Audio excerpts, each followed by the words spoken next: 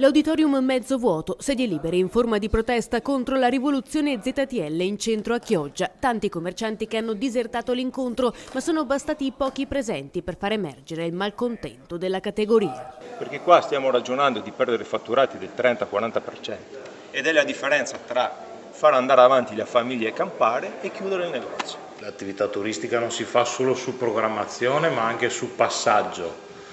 50 e 50 e io perdo il 50. La sera prima l'assemblea pubblica con i cittadini infuocata per tutti. Il nodo cruciale è quello dei parcheggi, troppo pochi e troppo distanti. Se voglio andare a prendere i pastini da Ruggero che si trova in Caglio Olivoti non ci andrò mai più. Quindi quel pasticceria mi perderà come cliente perché vado ai saloni, non trovo un parcheggio né a pagamento neanche divieto di sosta, cosa faccio? Giro la macchina e comincio a frequentare un'altra attività. È questo che la Giunta non riesce a capire.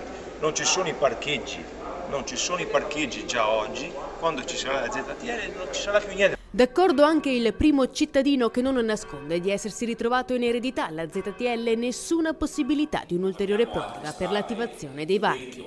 Io ho sempre detto che se fossi stato sindaco, non avrei progettato prima la ZTL e poi i parcheggi. Prima avrei pensato ai parcheggi e poi avrei pensato alla ZTL.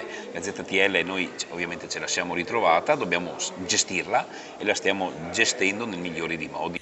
La zona a traffico limitato che nessuno vuole, ma passaggio obbligato per una realtà quale Chioggia, settima città del Veneto per numero di abitanti, che punta al turismo di qualità dopo aver aperto il porto alle crociere di lusso degli americani, dopo la ribalta internazionale scelta dalla New York Times come prima delle 52 mete da non perdere nel mondo, in alternativa ad una Venezia soffocata dall'overtourism. Parcheggi selvaggi che vanno gestiti tra le calli, tra i tanti furbetti che si assicurano il posto, piazzandoci sopra sedie o altri oggetti, tra chi sosta nelle fondamenta nonostante il divieto. Tutti d'accordo, anche su questo fronte bisogna mettere ordine. Stiamo lavorando per creare i parcheggi, dei nuovi parcheggi ai saloni, quindi vicinissimi al centro storico di Chioggia. Stiamo lavorando ovviamente per creare quei parcheggi famosi spostando i bus a Borgo San Giovanni e poi stiamo pensando eventualmente se aumentare di un piano il parcheggio che c'è all'Isola dell'Unione. Quindi potenzialmente nel giro di